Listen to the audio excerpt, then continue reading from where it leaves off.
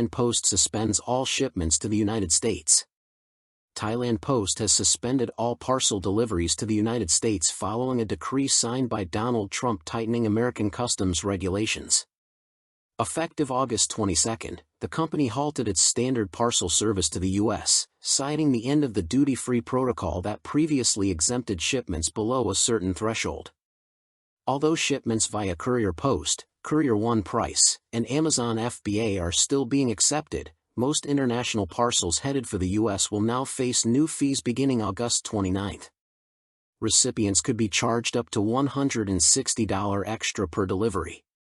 Letters and documents are excluded from the new surcharges, but confusion remains widespread. Even greeting cards may be subject to additional inspections, causing delays nationwide. Thailand Post stated that it had not received assurances from U.S. authorities that first-class letters would be exempt. This uncertainty led to a total suspension of mail processing to the United States. The disruption is not unique to Thailand. Several national postal services, including Singapore, China, Hong Kong, France, Switzerland, Denmark, Belgium, and the United Kingdom, have also suspended or limited shipments to the U.S. Private couriers such as DHL and FedEx continue to operate but at much higher rates. Customers are warned to expect stricter inspections and longer transit times.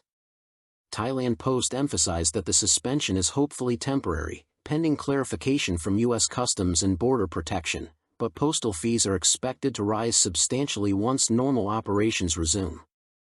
Beyond logistics, speculation is mounting that Trump's decision is politically motivated, aimed at obstructing U.S. citizens living abroad from voting by mail. On August 18, Trump reiterated his desire to abolish mail-in voting, claiming it was responsible for his 2020 defeat.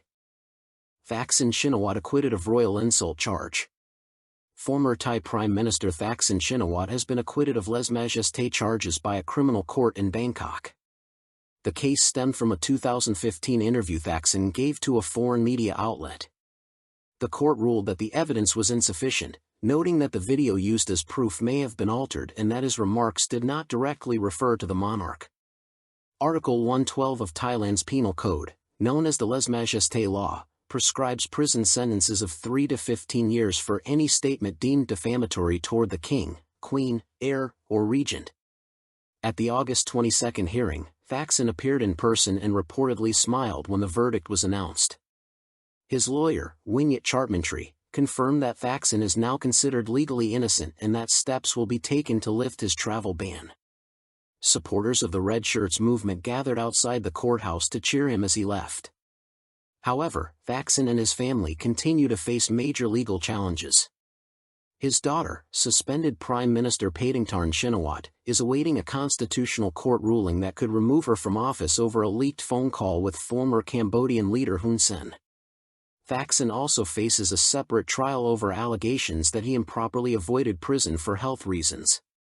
After spending over 15 years abroad to evade charges he called politically motivated, Thaksin returned in August 2023 following a controversial deal with his former military rivals.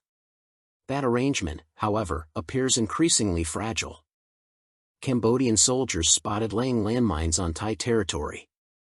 Cambodian troops have allegedly crossed into Thailand and were seen planting a PMN-2 anti-personnel mine in Surin province on August 22. The Thai Army's 2nd Military Region reported that a patrol spotted 2 or 3 Cambodian soldiers equipped with fast helmets near Hill 350 in Phanom Dong Rak district, about 100 meters inside Thai territory. The soldiers were said to be members of the Bodyguard Headquarters, BHQ, unit under Cambodian Senate President Hun Sen. After the incursion, Thai troops discovered a PMN-2 mine at the location. Officials believe the Cambodians placed only one mine before realizing they had been detected. The area was secured and marked for clearance by explosive ordnance disposal teams. The Thai Army condemned the act as a violation of both the bilateral ceasefire and the Ottawa Treaty, which bans anti-personnel mines. Tensions have escalated in recent weeks. Since mid-July, 13 Thai soldiers have been injured by mines allegedly planted by Cambodian forces, with 5 losing a leg. The latest blast occurred on August 12. Most of these incidents took place along cleared patrol routes, raising concerns that mines are being redeployed in areas previously declared safe. In a separate incident, a Cambodian soldier reportedly stepped on his own army's mine near the Ta Kwai Temple ruins on August 20. The Thai army also claims to have recovered a phone abandoned by a Cambodian soldier containing videos of troops planting mines in Si Sa Ket province. At a recent regional border committee meeting, Thailand and Cambodia agreed to cooperate on demining operations, crack down on cross-border scam centers, and establish smaller working groups to manage frontier disputes. Both nations are signatories to the Ottawa Treaty. Thai economy faces uneven K-shaped recovery. Thailand's economy is experiencing a K-shaped recovery, with some sectors advancing while others stagnate or decline. The trend has been fueled by U.S. tariff policies and a slowdown in tourism, leaving growth projections at below 2% for 2025.